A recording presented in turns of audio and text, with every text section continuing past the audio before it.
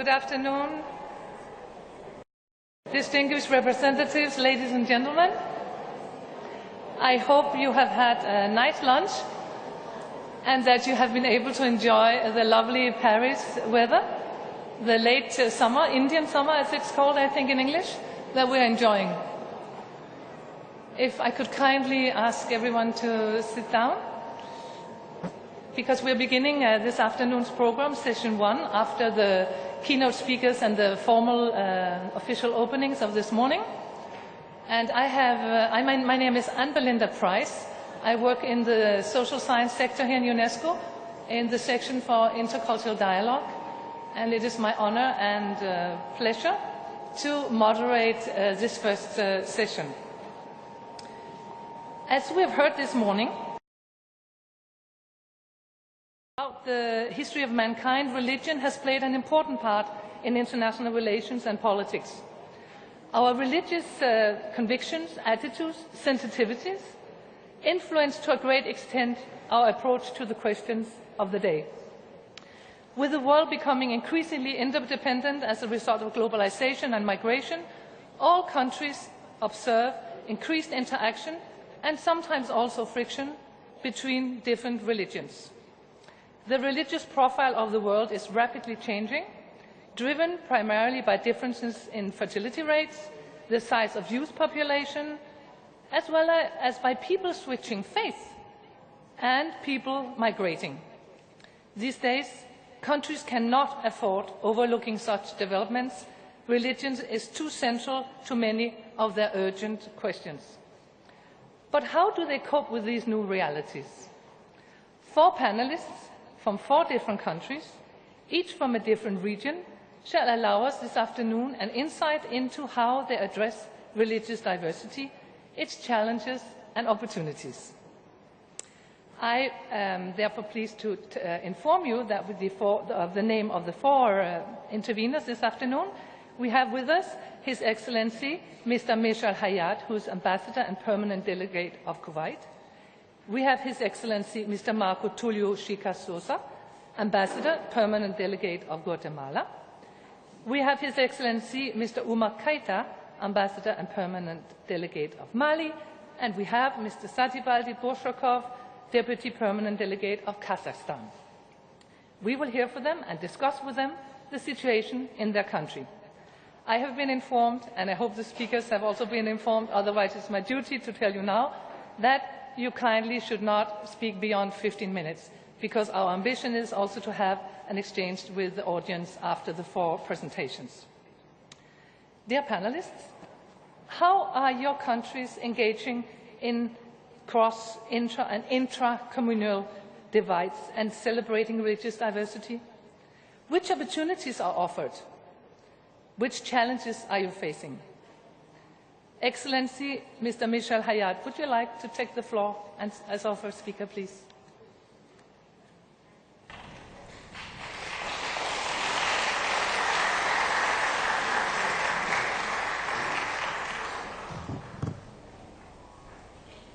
Welcome.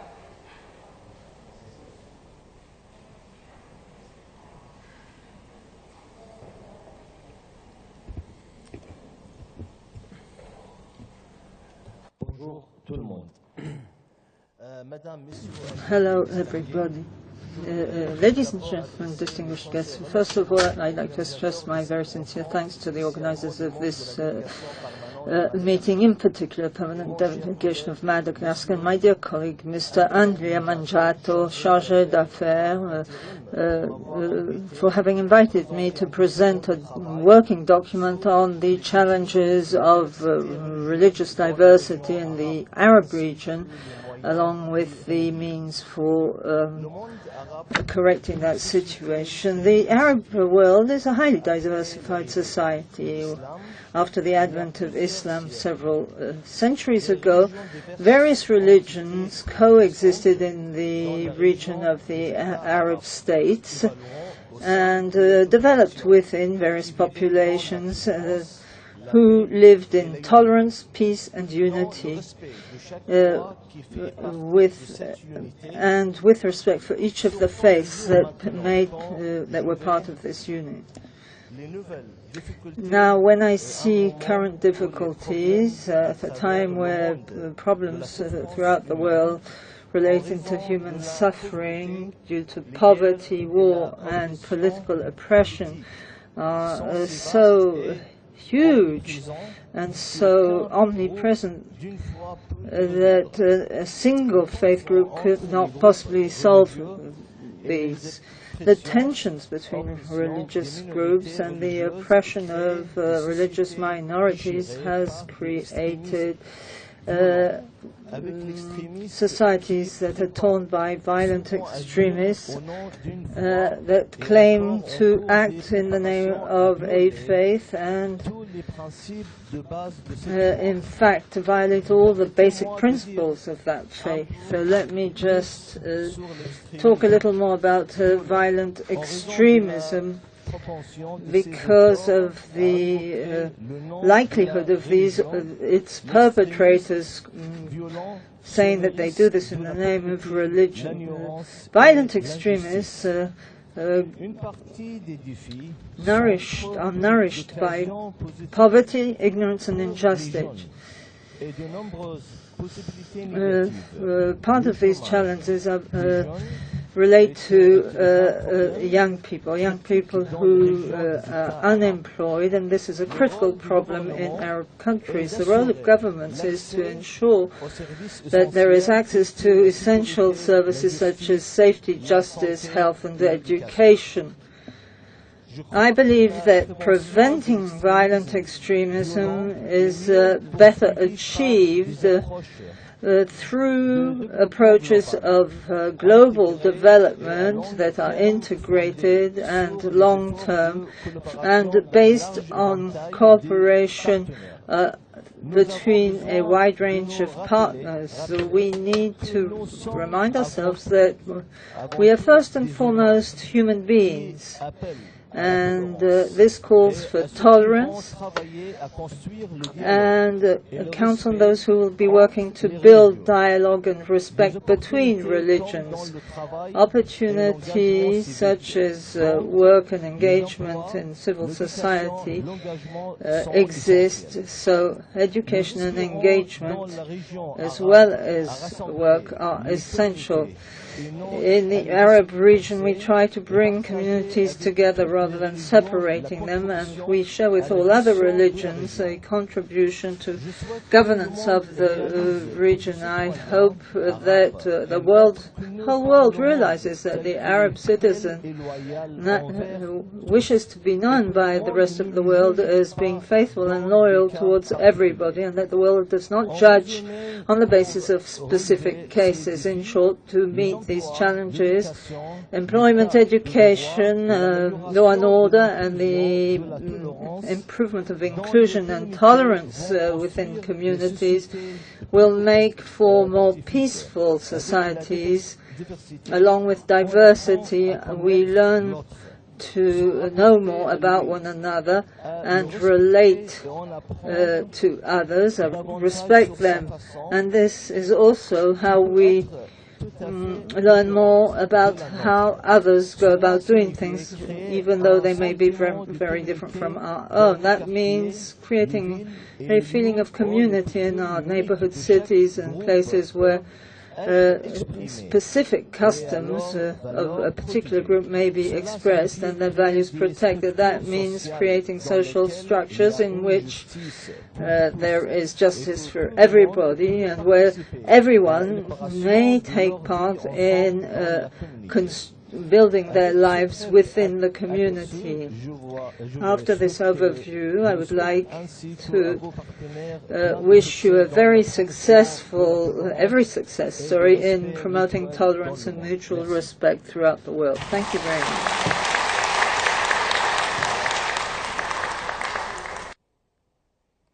Thank you very much, Ambassador Hayat. Thank you very much for a very insightful presentation and talking in a very short time about a very complex issue, notably the issue of violent extremism, which is occupying many of our mindsets these days, including, of course, at the UN and indeed in UNESCO. Thank you very much. Please keep your questions ready for afterwards, because I'm sure you have already written down several. There will be a chance to ask them in a little moment. I'm very pleased now to call upon our second speaker, who is His Excellency Mr. Marco Tulio Chicas Sosa, Ambassador Permanent Delegate of Guatemala. Please, sir, please come and take the floor.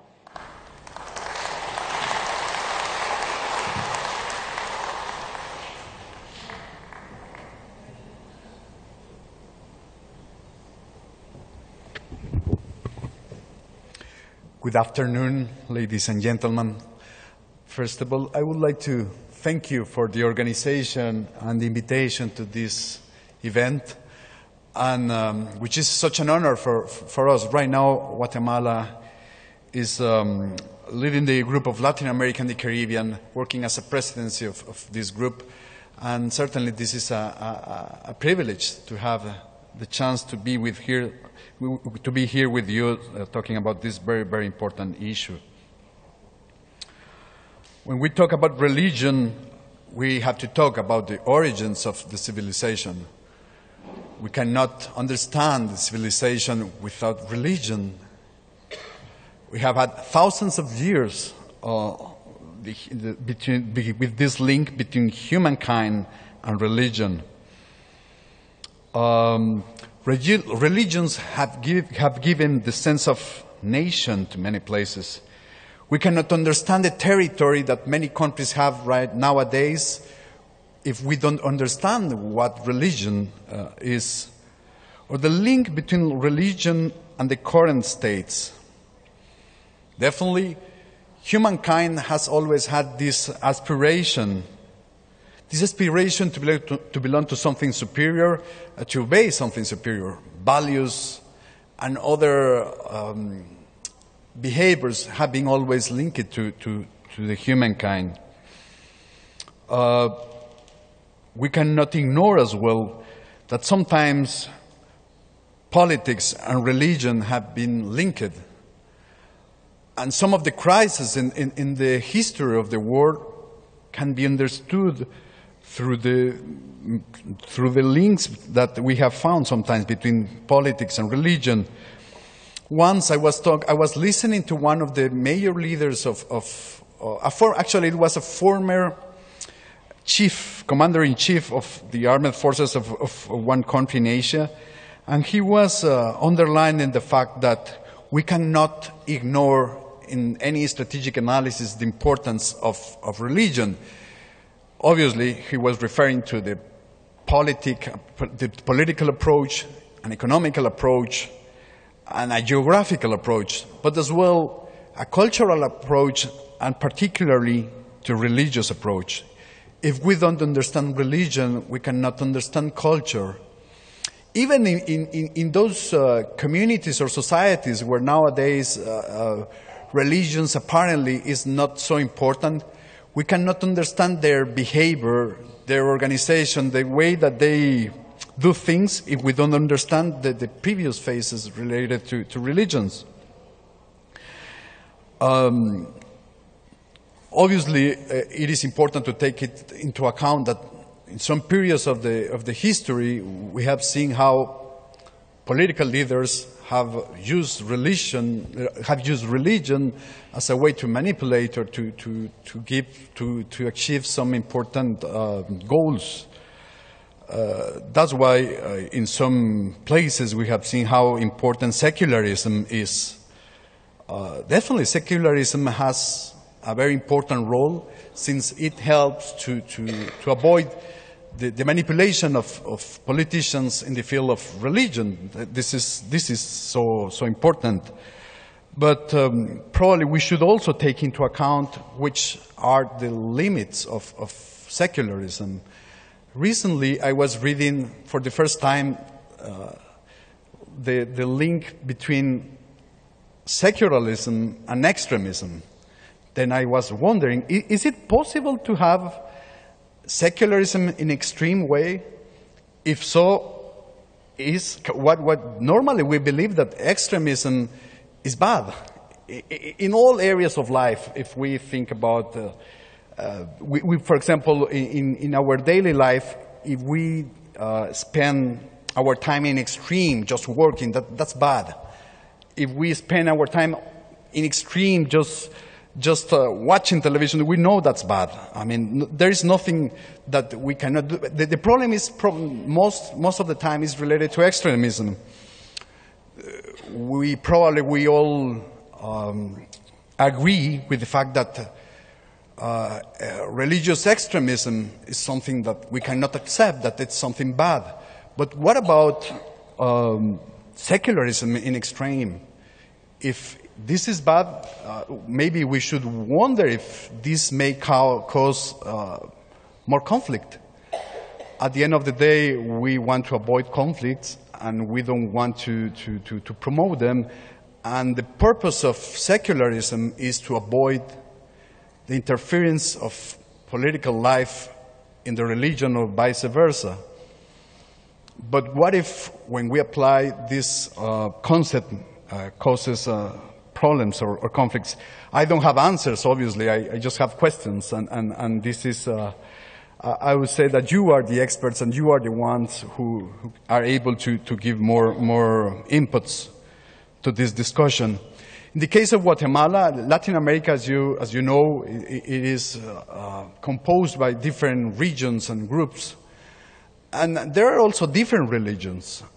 Obviously, Christianism, as you may know, is very, very important in the region, but also there are some local religions. In my case, I come from Guatemala. Mayan religions exist as well. We also have the influence of African beliefs, since we receive also a big migration. Right now, this is not a big issue nowadays in Latin America. Certainly, we don't have major conflicts related to religions. And we believe that religions around the world have an important role, and it can be very constructive in the society. I just would like to quote some elements that I believe important related to religions that are also related to societies. For example, the equality is also referred, for example, faith. For example, I was reading the other day that faith, Galatians 3 said, faith in Christ Jesus is what makes each other you equal with each other, whether you are a Jew or a Greek, a slave or a free person, a man or a woman. I was reading something also related to which relates to equality. I was reading also a proverb related that says, better a patient person than a warrior, one with self-control than one who takes a city, which is a call to have peace. Another thing that I could find important is the reference that God is love, and anyone who doesn't love others has never known him. This is something that I really found very, very interesting, since we all believe the importance of love. We as humans are aware that love has to be promoted and not hatred, and that if we can find this as a way to promote a better understanding among each other, that's the way it has to be. I think that UNESCO is the house where we should try to find solutions to the major challenges of the humankind. The reason why UNESCO was created is related to the maintenance of peace. Peace is one of the major roles of this organization, and I think that we cannot ignore. We have to include all religions, since it's very, very important in the civilization. We have been paying attention of all the programs that have been developed in this institution, and probably this is one of the conclusions of this event. It's a very important aspect that we can underline. For example, I am thinking in the case of Guatemala, We have major problems related to, for example, we have an internal conflict which is not related to religion aspects, but certainly it is related to the lack of understanding and the lack of dialogue. These kind of events show us the importance of dialogue and how important it is for all the civilizations, all the religions, and all the members of the international community to have spaces of dialogue.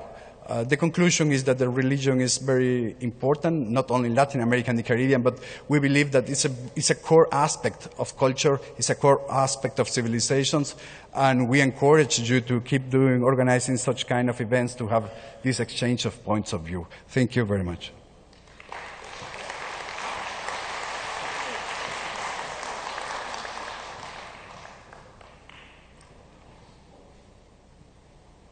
Thank you very much, Mr. Ambassador, for your wise words.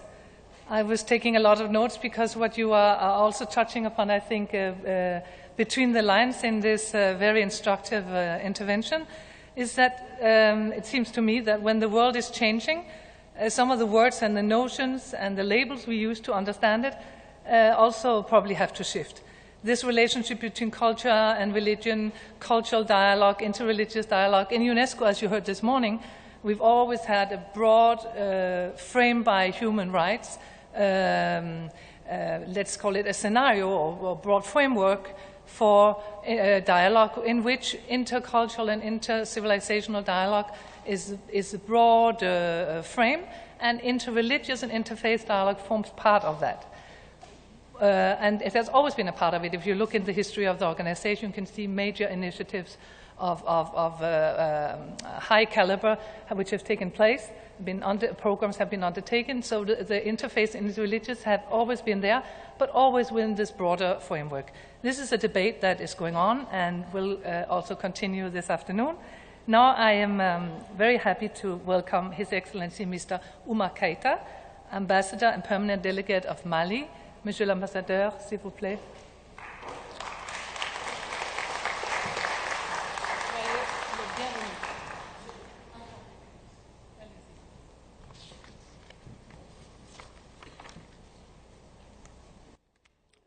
Madam Director General, Mr. Ambassador, Permanent Delegate for Madagascar, Venerable Master Ching Kung Am, ladies and gentlemen, distinguished guests. First of all, I would like to thank the Ambassador for Madagascar for honoring us with his presence and with the opportunity to speak before you today. I'd also like to thank the organizers of this forum, which takes place at a moment where more than ever the world needs to think and to act for peace. Ladies and gentlemen, in the year 2012, in the northern section of its territory, the north region of Mali, occupied by fundamentalist groups, more than two-thirds of the territory was occupied and saw the extremists wishing to impose a Sharia law. And this was against human rights and resulted in people having their arms amputated and women being forced to wear headscarves, music being forbidden, sports and cigarettes being forbidden.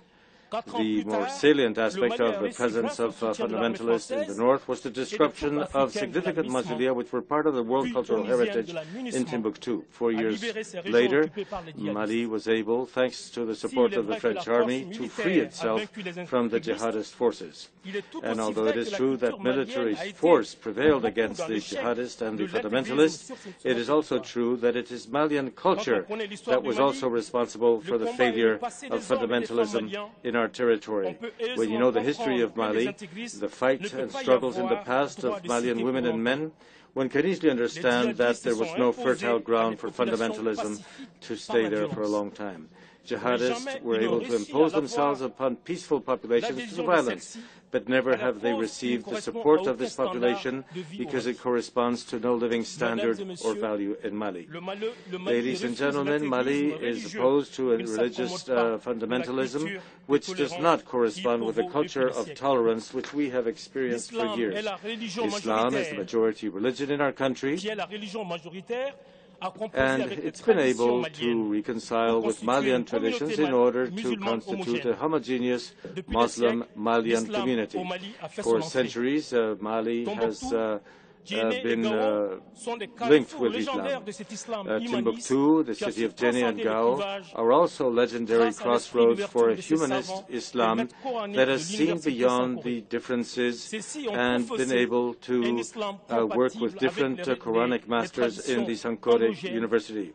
These have defended a progressive Islam that respects the difference between people.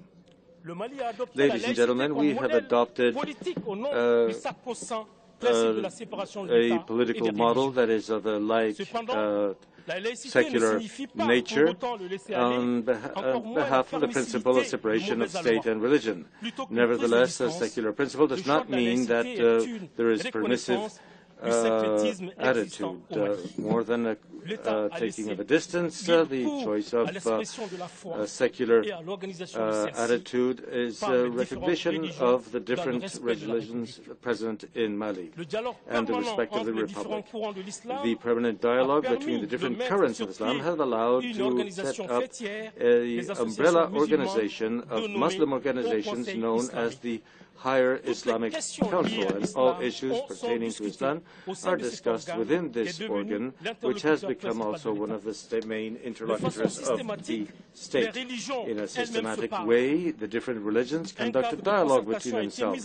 A consultation framework has been installed in order to favor the meeting between Christian and religious leaders, and thus the state brings together all of the religious heads of the nation, and this is justified by the role of social guide played by imams, by marabouts, by priests, and by pastors in the different populations of the country. Ladies and gentlemen, in order to counter to the more rigorous doctrines, we have seen in Mali, since the crisis, we have seen an avalanche of preachers of all different thoughts.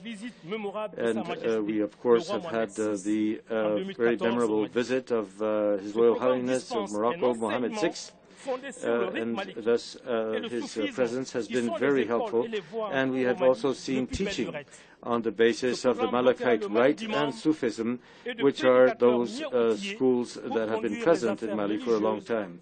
This program has preached tolerance and social openness in compatibility with the laws of the Republic. In Mali, the tradition of Quranic schools is very old and well developed, as is the case in many Muslim societies. Children that have attended these schools sometimes are easy prey at present and in present circumstances, and that is why, before the crisis, Mali started in 2008 a national forum of Quranic schools, which led to thinking about the integration of Quranic schools into the system. The works of this commission have led to the setting up of an operational, legal, and educational program that allows for an important contribution to be made to literacy and school attendance through the presence of Quranic schools.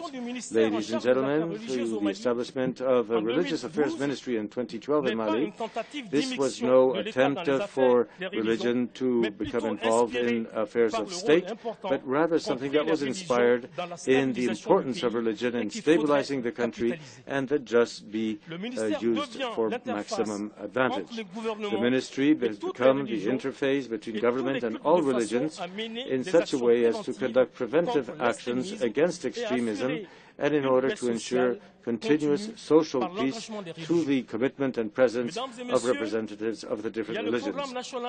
Ladies and gentlemen, we also have a national education for culture and peace, which was inspired in Resolution 197 EX39 of the Executive Board of UNESCO, and this program aims at a whole series of activities aimed at building awareness and also conducting support actions in order to make peace a reality in Mali. At present, we see a preparatory network being set up in Mali with a view to bringing about a culture of peace. And then in July of 2016, we had a further workshop, technical workshop, finalizing the draft document for a national program designing a culture of peace in Mali.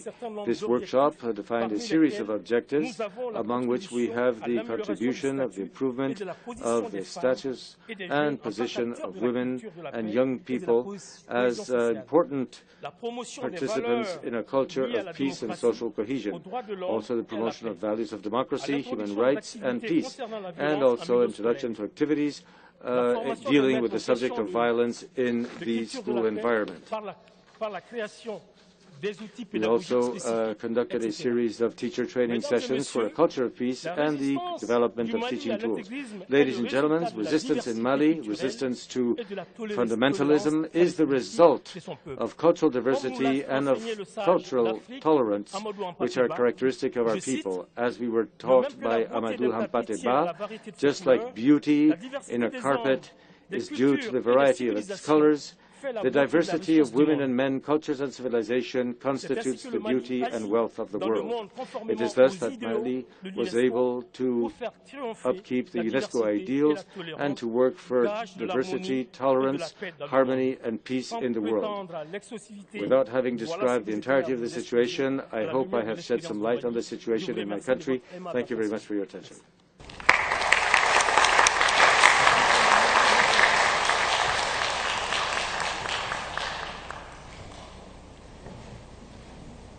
Merci beaucoup, Monsieur l'Ambassadeur. J'étais très touchée par votre intervention. Comme vous le savez, comme vous l'avez dit, UNESCO est très impliqué dans le travail post-conflit à Mali. Il y a plusieurs projets en voie de mise en œuvre, et même dans mon secteur sciences sociales. Et nous sommes tous très impliqués dans cet espoir de la voie future pour votre pays. J'ai eu l'honneur et le grand plaisir de visiter Mali il y a quelques années. Merci beaucoup. Maintenant, now we reach the point where we are going to invite the final speaker, who is my good friend, Mr. Satybaldy Burshakov, Deputy Permanent Delegate of Kazakhstan, who has left the podium but is coming back here. Mr. Burshakov, welcome.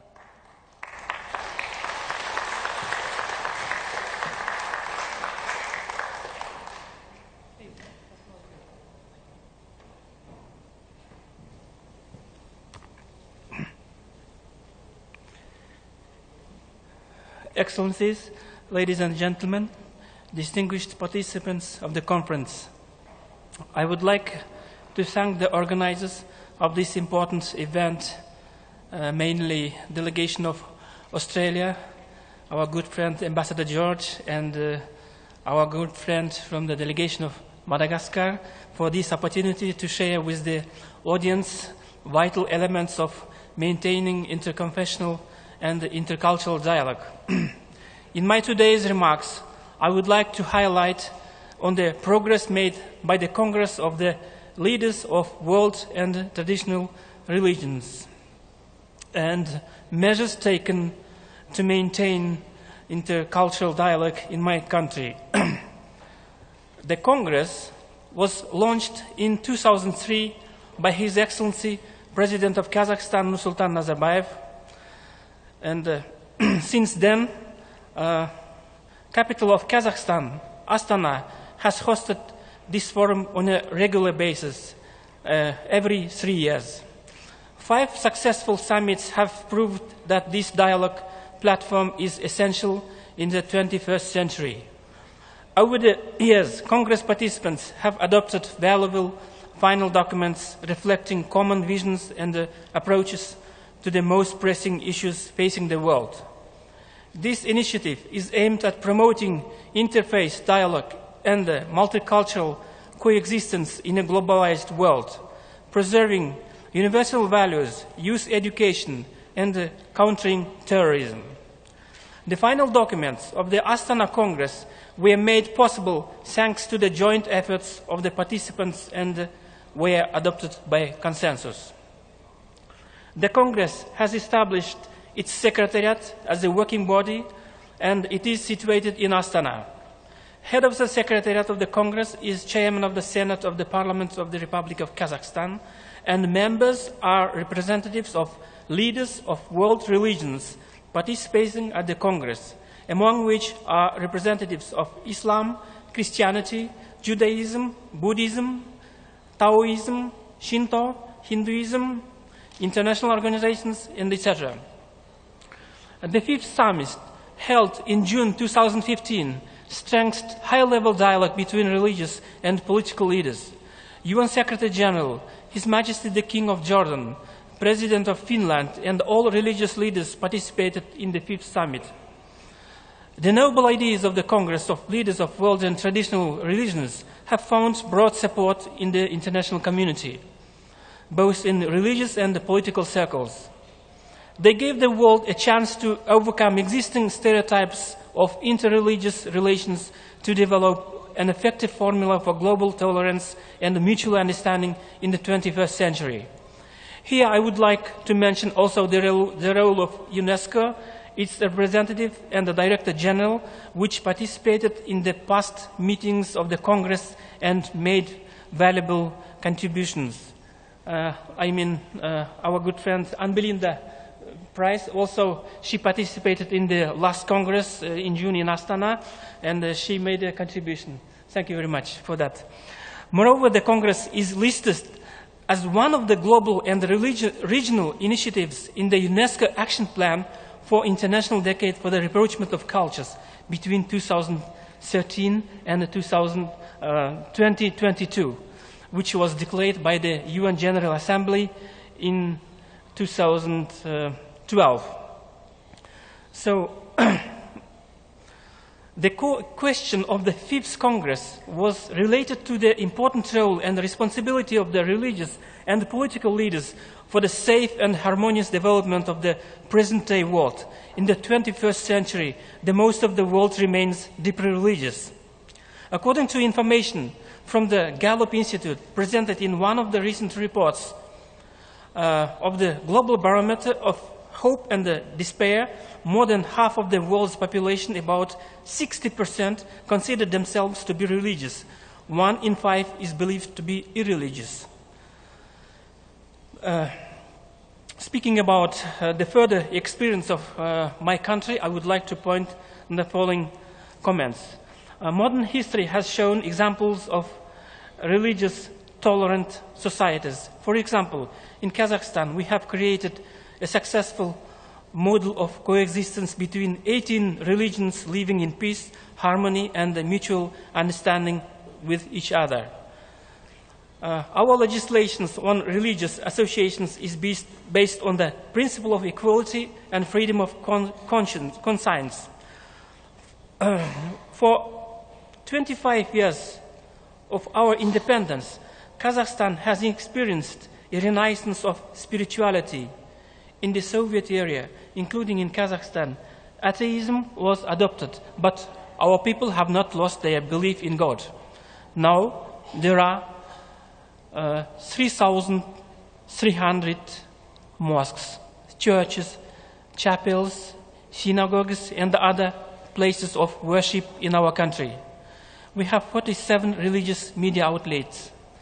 Key dates of the Islamic and the Christian calendars are common holidays for all people of Kazakhstan. Congregations of all religions exist in our country and are members of the one large Kazakh family. Our country has set a task to ensure that all people of Kazakhstan become a nation with a united future.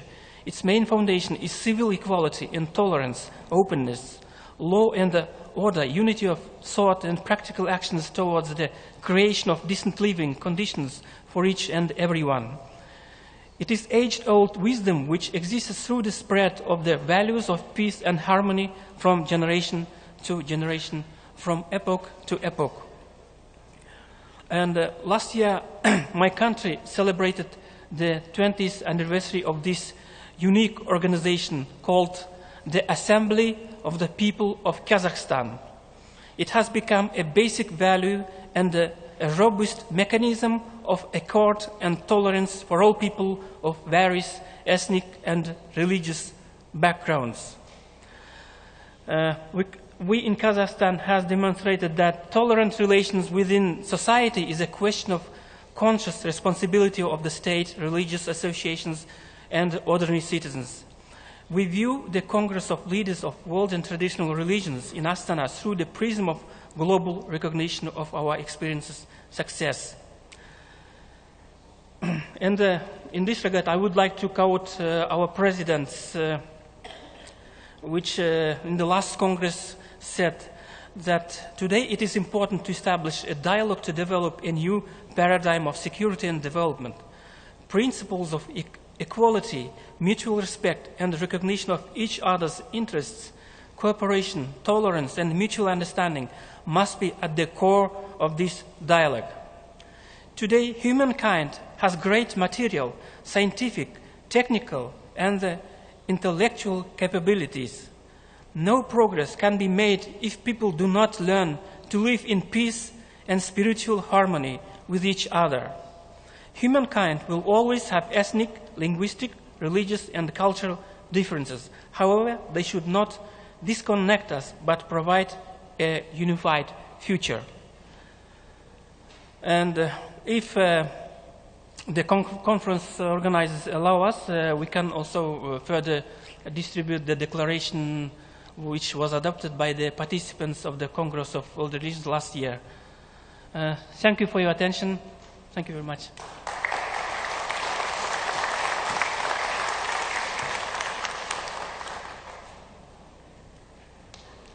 Thank you very much, Mr. Burshakov. Indeed, Astana is an impressive meeting place for world leaders, religious leaders, and thanks again for the invitation. Sometimes in life it happens that the big bosses for some reason cannot attend, and then you're lucky to fly in and be able to witness incredible, enriching, and very touching meetings that the Astana Forum is. And certainly also from the point of view of the decade, the International Decade for Rapprochement of Cultures, for which UNESCO is the lead, as you heard this morning, this Astana Congress fits in very well. I really invite you all, when you have time, when you're back home, to take a look at the action plan for the decade that runs from 2013 to 2022. We have to join hands even more to make to achieve some visible results with this very useful framework. That is a space for everyone in there, everyone who believes in peace, dialogue, and mutual understanding. My job is a little bit over now, in the sense that for reasons of not wanting to monopolize and not wanting to and wanting to be inclusive, I have agreed with the conference facilitator, Michael Jothill, that he will take over now the answer and question and answer session.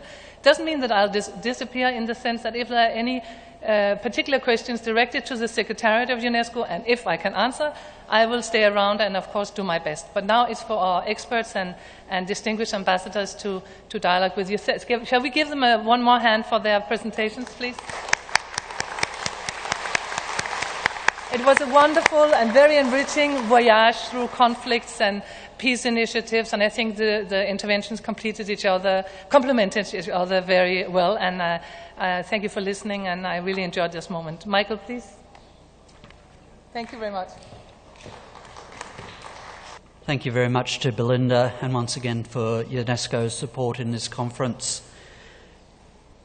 We have about 20 minutes for some questions. Once again, your opportunity to ask questions and to participate in the dialogue. Try and think about the last time you had 4 ambassadors from 4 different regions of the world that you can ask questions to. This is your opportunity now. Okay. Please, would you like to come back with your question?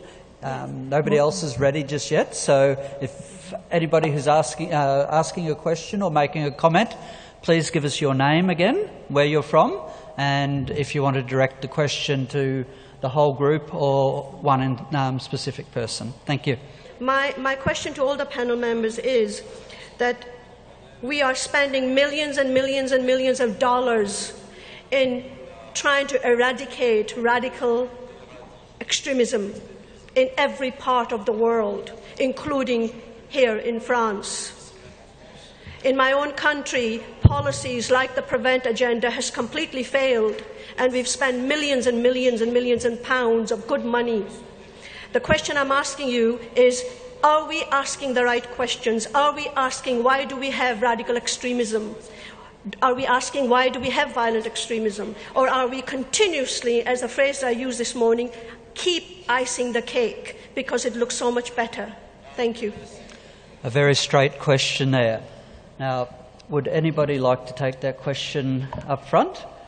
And everybody can have a chance to respond.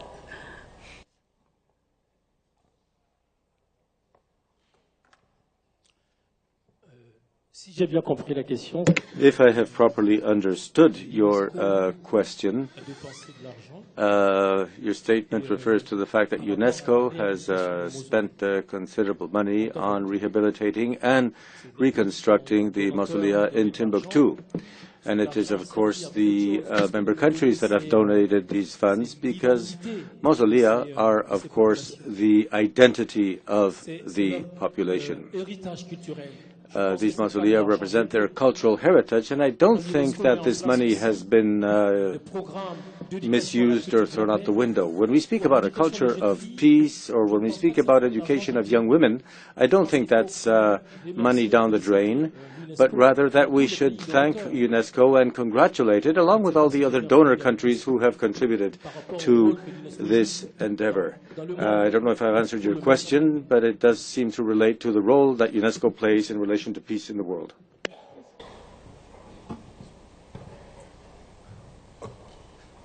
If I'm not, you are asking if okay, we are, all the governments around the world are spending a lot of money related to an issue of preventing the radicalism but I didn't get exactly what.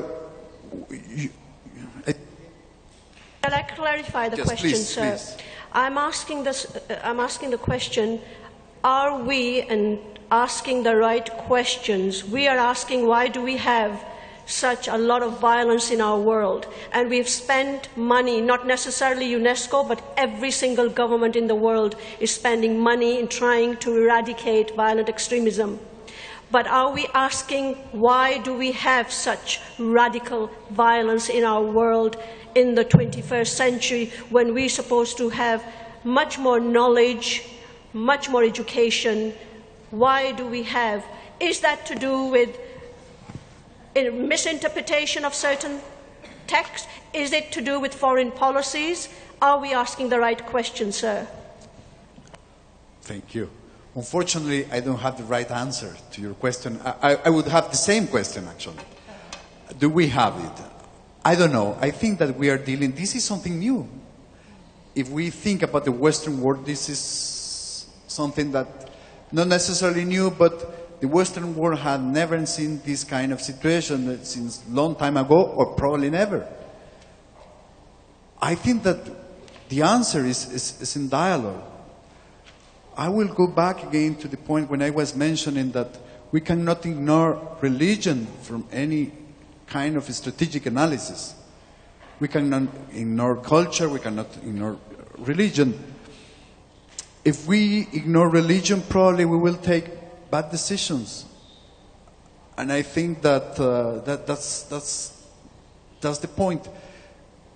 I think that you were underlining what is causing, what's the reason why we have this violence.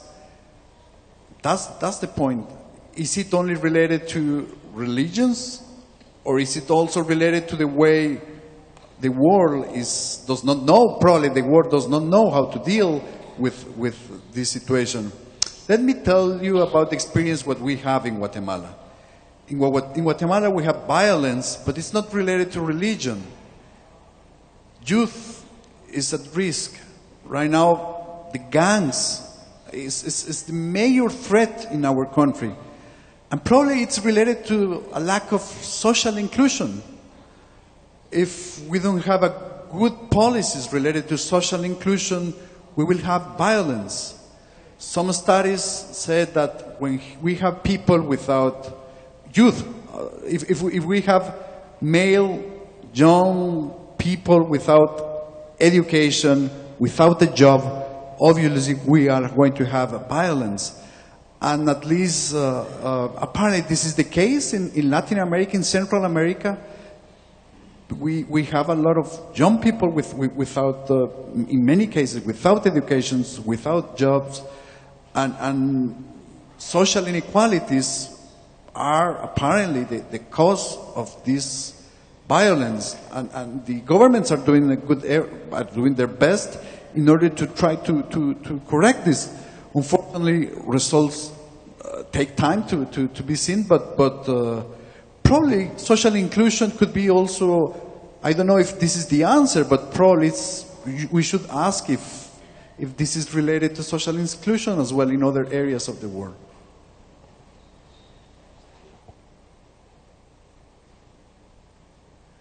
Moi, j'ai compris les questions, madame.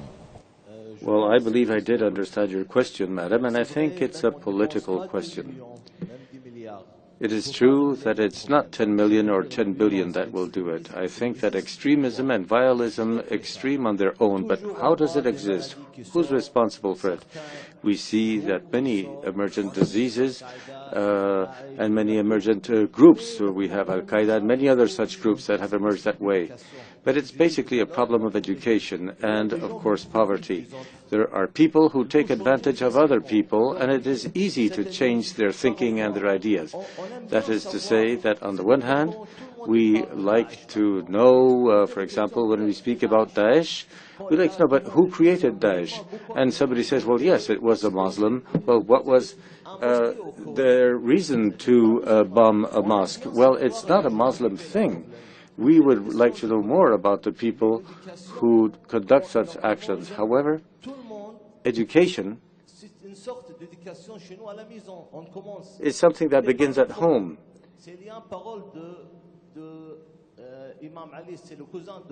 Imam Ali was the cousin of the Prophet, and some time back he said, we should not blame our brothers in Islam because there are many Arabs who are not in Islam, or we shouldn't say my brother the Arab, because he's our father and we are all human beings and brothers and sisters. However, the problem is that we fail to perceive that, so we can spend more and more thousands of millions. However, it is something that is present in our societies and in our families. We need to understand people. There is no difference between Muslims, Christians, Jews, Buddhists. We have to forget the political dimension. Religion is for everybody. It's not just for some people. We need to understand.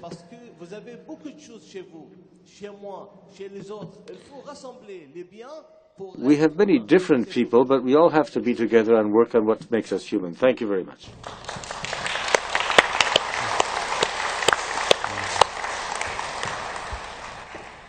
Yes, this is your opportunity to ask difficult questions. Yes, sir. Good afternoon. My question is about the education of the youth, because the youth is our future. So how are we going to combine religion and education so as to nurture the next generation and our future? Thank you. Did our panelists have their earplugs in then? If you allow me, I would say that this is the right question in the right place. If we think about UNESCO, we think about education. And definitely, as I said before, we cannot ignore religion, and certainly education is part of the solution of the problem. It's a very important, as I was saying before, the lack of education is always related, lack of education, lack of job is always related to violence. I think that this is something very important within the field of social sciences in UNESCO, and all related to UNESCO. The question is how we, the states, are going to do our efforts in order to improve education. And this is something that is related to a common effort. We cannot find solutions by ourselves. I would say that the mutual acceptance and the respect. Respect is something that we cannot ignore at all. It is something, apparently the human beings have this need of being accepted, of being loved, of being just respected by others. And I think that within the framework of the intercultural dialogue, it is very important to take into account the mutual respect of beliefs, of religions, and it is very important to establish the limits. I think that the entire world is increasing or trying to increase their expenses in the field of education. I can tell you about my region of the world. Right now, Latin America and the Caribbean is after the signature of the peace agreements in Colombia, this is going to be our last conflict that we have, and is the continent who is we are in average, we're spending less than 1% in defense, and it is allowing to most of the countries to invest in the field of social inclusion and education. If we want to see how important education is, definitely we have to see to the budgets. We have to see how much we are investing in education in order to prevent violence.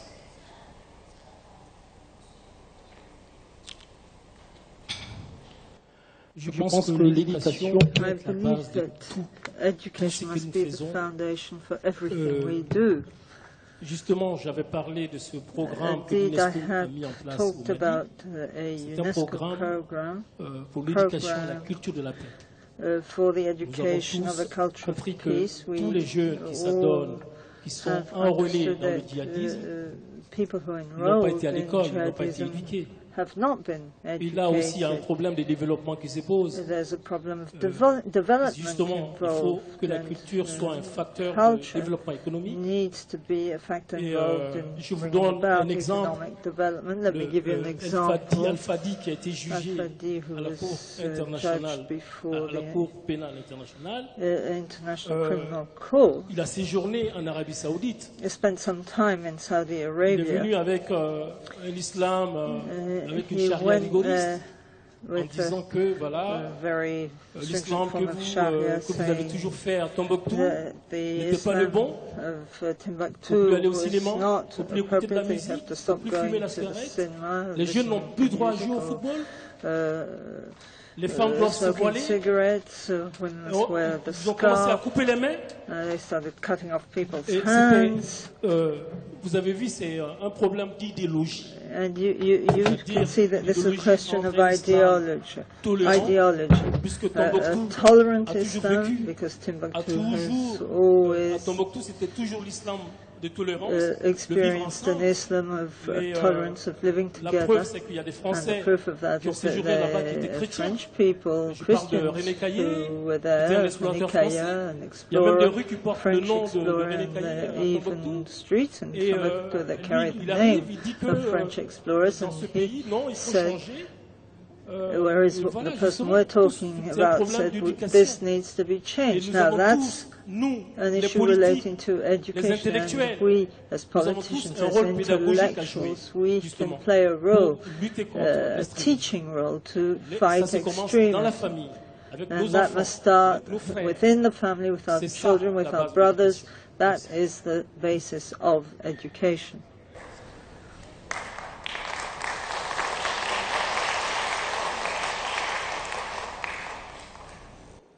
Je partage l'avis avec.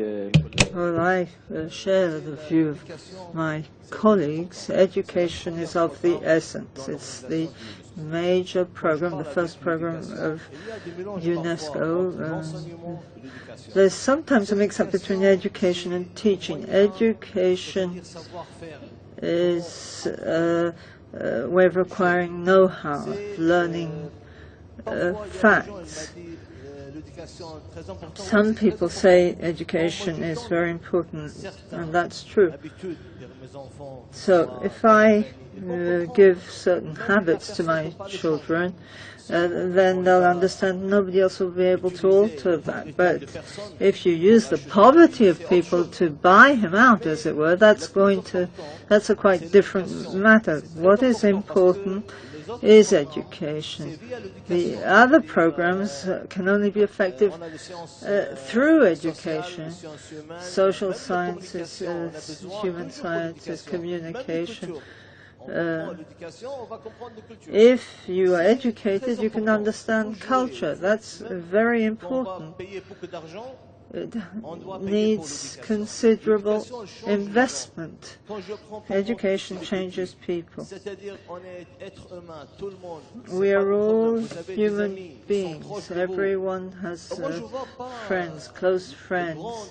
I don't see such a big difference between people.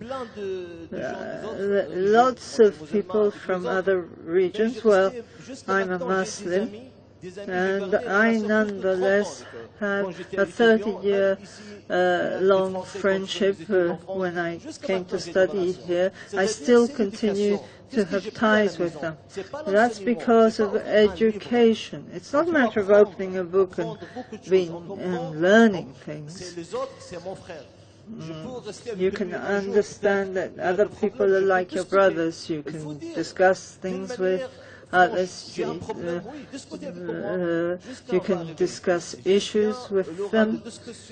But beyond, of course, there is this possibility to have direct conversation with others, and in the end, in the final analysis, everybody will come together and have the same doubts.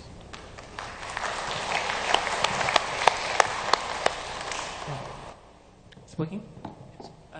Just to be in brief about the importance of education, which is the core of UNESCO, I would like once again to underline, and one should not undermine the importance of education in that upbringing.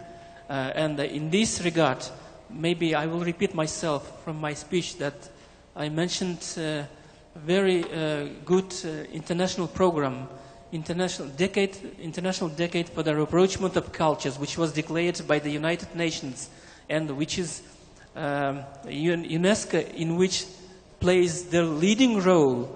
And UNESCO has its own action plan, own program, supported by the member states. And in that action plan, the importance and the strategy of education is very visible, and if we can forward with that action plan and each strategy, and to involve all the member states, national commissions, then I think it will be useful to address those issues that you mentioned. Thank you.